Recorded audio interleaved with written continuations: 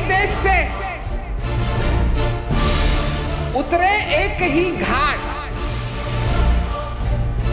हवा लगी संसार की, हो गए 12।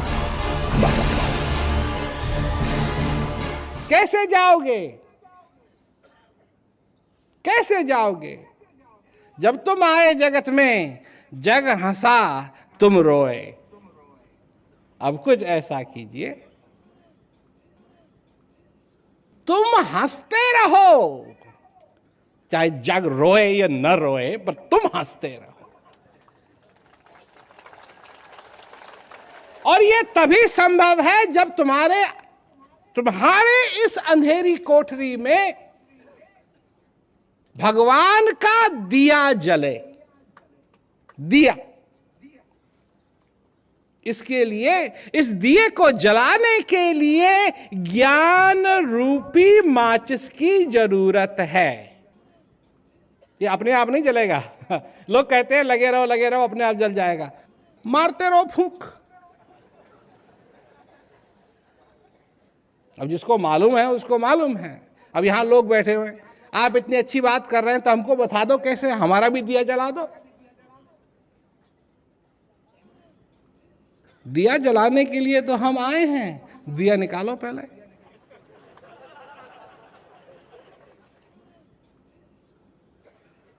वो दिया भी तो परवाह तो तुमने कभी की नहीं।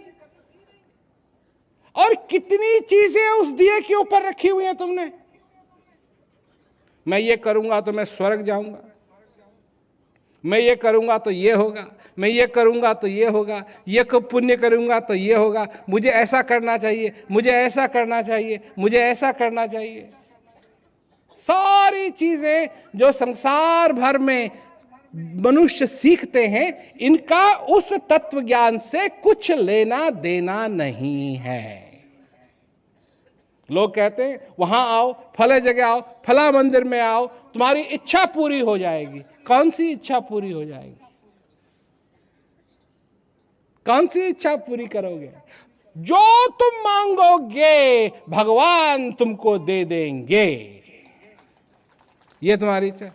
पर भगवान कहते हैं मैं नहीं दूंगा।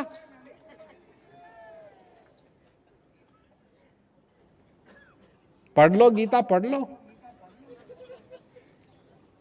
भगवान ने नहीं कहा है कि बच्चा मांगोगे मैं बच्चा दे दूंगा, नौकरी मांगोगे मैं नौकरी दे दूंगा। वो तो कुछ उल्टा कह रहे हैं। अरे इस सब चीजों को भूल जा, मेरी भक्ति कर, मेरी अनन्य भक्ति कर, कुछ ऐसा साधन कर कि तू मेरे को प्राप्त हो, और तू आवागमन के चक्कर से बच जाएगा।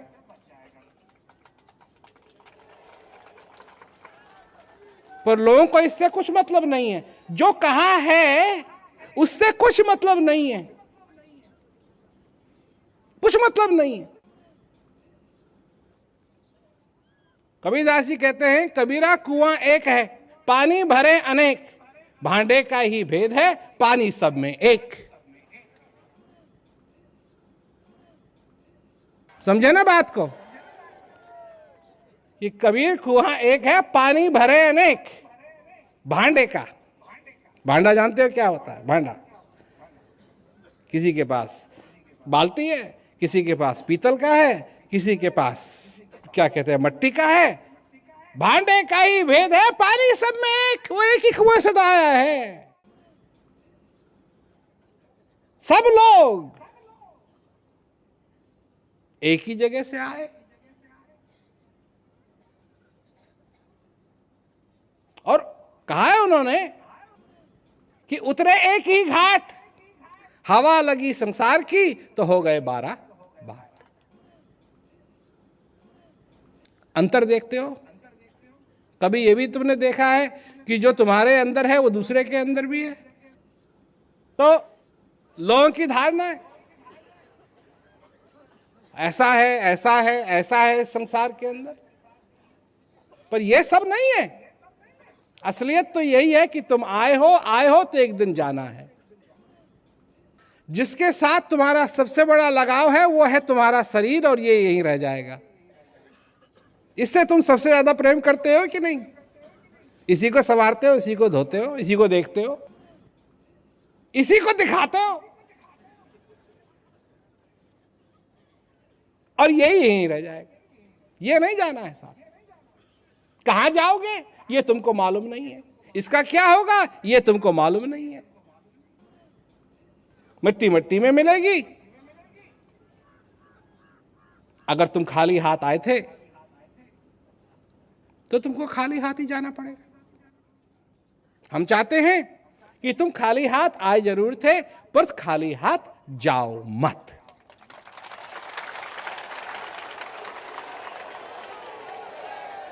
कुछ लेके जाओ, कुछ लेके जाओ, कुछ लेके जाओ, कमाओ। इस हृदय रूपी धरती में हल लगाओ, समझ का हल लगाओ, प्रेम का हल लगाओ। जानो, जानो और अपने जीवन को सफल करो, क्योंकि ये हो सकता है।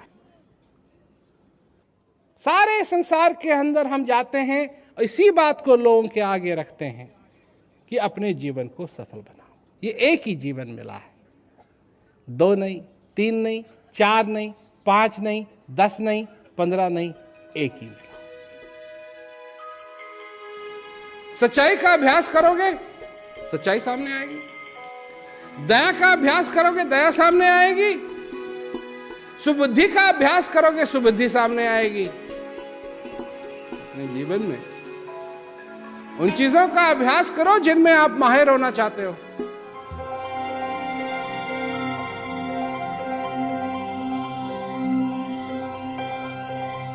जिस चीज का ज्यादा अभ्यास करो वो चीज सरल हो जाती है।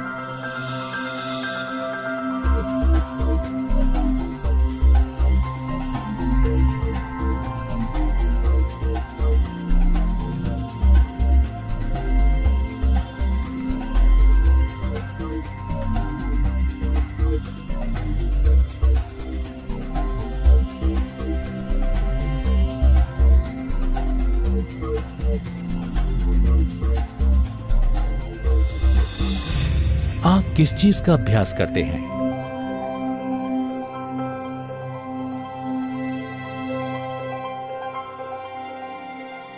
बात तो साधारण है और ये सब लोगों ने सुनी भी होगी पहले, कि जो अच्छा है वो भी तुम्हारे अंदर है और जो बुरा है वो भी तुम्हारे अंदर है। परमात्मा भी तुम्हारे अंदर है, शैतान भी तुम्हारे अंदर है।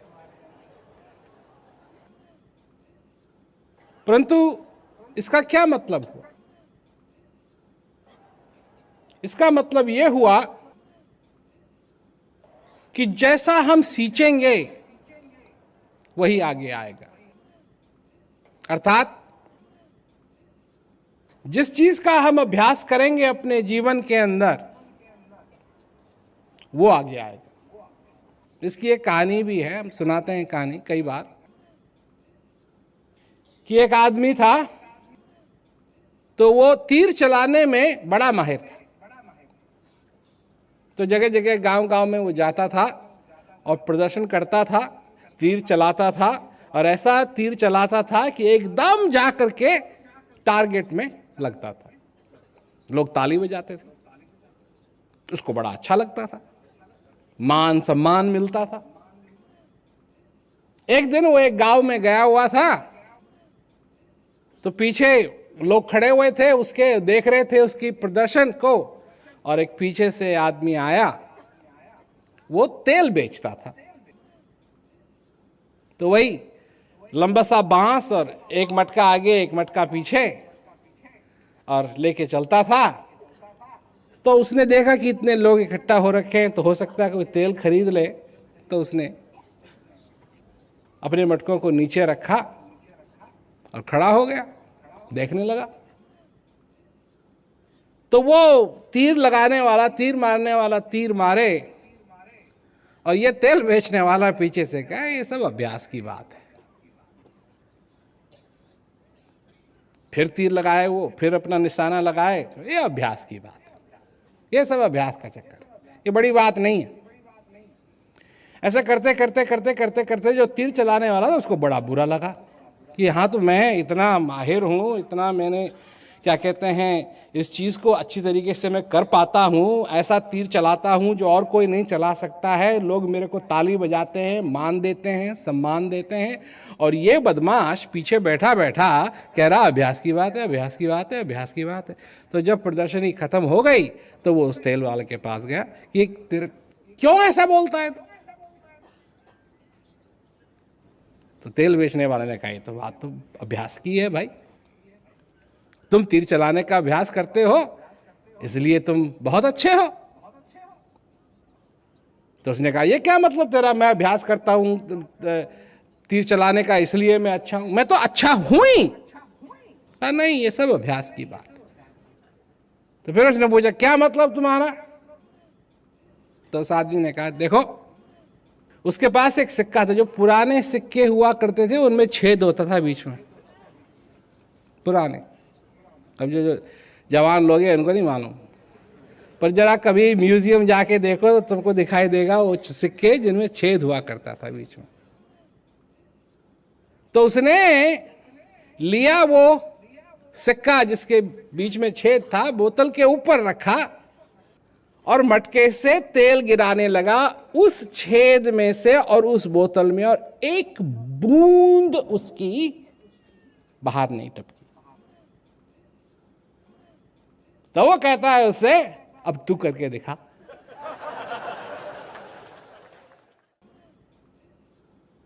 तब उसकी समझ में आई कि सचमुच में ये अभ्यास की बात है, और तीर चलाने का अभ्यास करता है, ये तेल मटके से चलाने का अभ्यास करता है, ये इसमें माहिर है, वो उसमें माहिर है।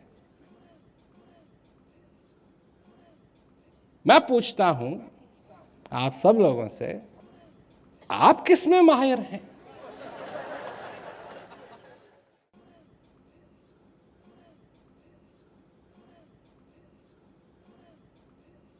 आप क्रोध कितने जल्दी कर सकते हैं? 1 मिनट, 1 सेकंड, 5 सेकंड, 10 सेकंड?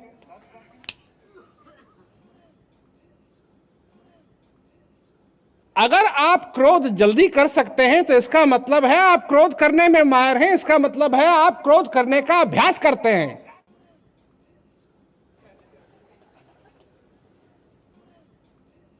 ईर्ष्या करने में आपको कितना समय लगता है?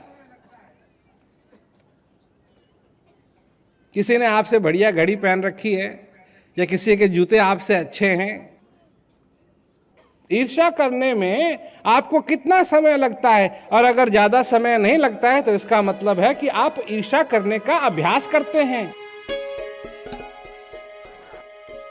अगर इसी तरीके से रहना है कि अभ्यास करना है ईर्ष्या का, द्वेष का, गुस्सा होने का, तो आनंद कहां से आएगा?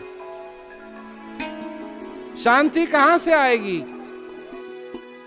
और मैं यहां यह कहने के लिए आया हूं कि अगर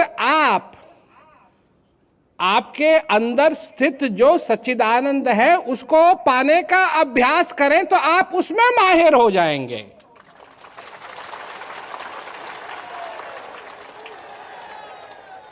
और अगर आप उसमें माहिर हो गए तो आपके जीवन में सुख और शांति का समुद्र हो जाएगा। कुआं नहीं, नाला नहीं, नल का नहीं, समुद्र हो जाएगा।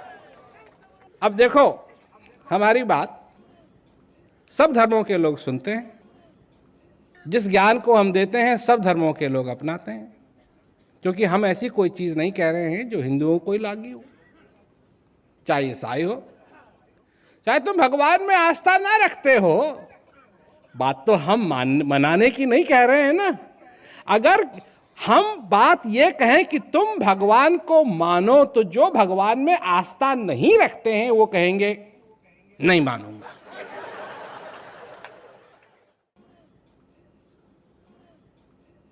पर जनाने की बात कर रहे हैं, तो जब जनाने की बात कर रहे हैं तो आस्था रखते हो या नहीं रखते हो, इससे क्या फर्क पड़ता है? बात तो है जानने की। क्योंकि जिस दिन तुम जान जाओगे, फिर उस चीज का अभ्यास कर पाओगे जिस चीज के अभ्यास को करने से तुम्हारे जीवन में असली सुख और शांति स्थापित होगी। असली, नकली नहीं, नकली नहीं, असली सुख। असली सुख क्या है? किसी को नौकरी का सुख चाहिए, किसी को परिवार का सुख चाहिए, किसी को धन का सुख चाहिए। ये सुख नहीं है, ये मन के सपने हैं। मन बनाता है सपनों को, अगर ऐसा ऐसा हो तो कितना अच्छा होगा, अगर ऐसा ऐसा हो तो कितना अच्छा होगा, अगर ऐसा ऐसा हो तो। तुम सपने देखते हो? तुम भी सपने देखते हो ऐसे ऐसे कि मेरा परिवार हो, सब मिलजुल के रहें, मेरे बच्चे मेरी आज्ञा में रहें, बड़े होके बड़ा अच्छा अच्छा काम करें, मेरी नौकरी में मेरी तरक्की हो और पैसे हो, अगर किसान हो तो मेरी फसल और बढ़िया हो, मेरे को और पैसे आएं, मैं और ज़मीन खरीद सकूं। अगर तुम गाय भैंस रखते, मेरी अच्छी अच्छी गाय भैंस हो और दूध दें, मेरी दूध की बिक्री और हो। ये सब तुम सपने देखते हो ऐसे ऐसे? अगर देखते हो तो तुम सो रहे हो, क्योंकि बिना सोए सपने नहीं दिखाई देंगे। और मैं तुमको जगाने के लिए आया हूं। मेरा काम ही है जगह जगह जाके खटखटाना, उठो, सोए काय के लिए हो। अब उठने का समय आ गया है, सो मत, उठो, असलियत को देखो, आंखें खोल के असलियत को देखो। इस असलियत में तुमको वो सच्चिदानंद स्वरूप नजर आएगा। सच्चिदानंद स्वरूप सपने में नहीं नजर आएगा। सब देखो, ये भी शब्दों का कमाल है। मैं आया हूं तुमको उठाने के लिए, परंतु तुम्हारी आंखें हैं खुली, और जब मैं तुमको जगाऊंगा इस ज्ञान के द्वारा, मैं कहूंगा आंख बंद कर लो।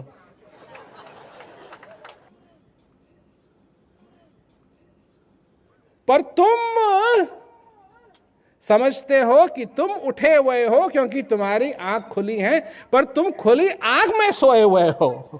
कुछ लोग होते हैं जो आंख खोल के सोते हैं बड़े भयानक लगते हैं, क्योंकि उनको देखा जाए तो आंख तो खुली हुई है और तुम सोच रहे हो कि वो तुमको देख सकता है या देख रही है। वो देख रही है, देख भी नहीं सकता है, वो सोया हुआ है, खराटे मार रहा है, परंतु आंख खुली हुई है। तो कई बार बार बार ये होता है कि पता नहीं क्या हो गया, मर तो नहीं गया कहीं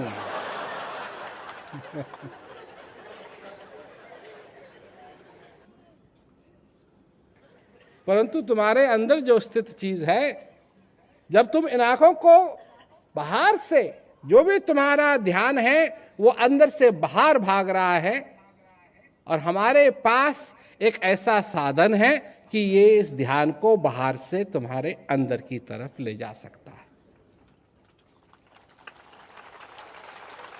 तुम संसार को देखते हो, पर अगर अपना चेहरा देखना चाहते हो तो तुमको आईने की जरूरत है। आईना लेके आए हैं हम, आईना लेके आए हैं हम, ये है हमारे पास। और जब अपने को आईने में देखोगे तो क्या दिखाई देगा? क्या दिखाई देगा? जो तुम असली में हो वो दिखाई देगा। और जो तुम असल में हो वो ईर्ष्या, द्वेष, क्रोध, मोह, लोभ, माया में फंसा हुआ कीड़ा नहीं है। वो दरअसल में सच्चिदानंद भगवान का परम प्रेमी है। वो शांति का प्रेमी है, शांति का पुजारी है, शांति का पुजारी है। शांति उसको बहुत पसंद है। परंतु तुम जो हो असलियत में, तुम अभी अपनी असलियत से मिले नहीं हो, और हम तुमको तुम्हारी अपनी असलियत से मिला सकते हैं। कहाँ है ये? तुम्हारे अंदर है। क्या तुम इस बात को नहीं जानते? क्या तुम नहीं जानते? क्या तुमने कभी नहीं सुना अपनी जिंदगी के अंदर कि जिस भगवान को तुम ढूंढ रहे हो वो भगवान तुम्हारे अंदर? क्या तुमने कभी नहीं सुना है? तो मैंने आज यहां आके क्या बड़ी बात कह दी तुमसे, पर जो बात मैं कह रहा हूं इसका प्रभाव तुम्हारी जिंदगी के अंदर बहुत बड़ा होगा। क्योंकि जानते हुए भी तुम अनजान हो इस बात से। सुना जरूर है पर जानते नहीं हो कि कैसे उस चीज का अनुभव किया जाए। और जब तक इसका अनुभव नहीं कर लोगे तो तुम कहीं भी जाओ, कुछ भी करो, तुम्हारा जीवन अधूरा रहेगा।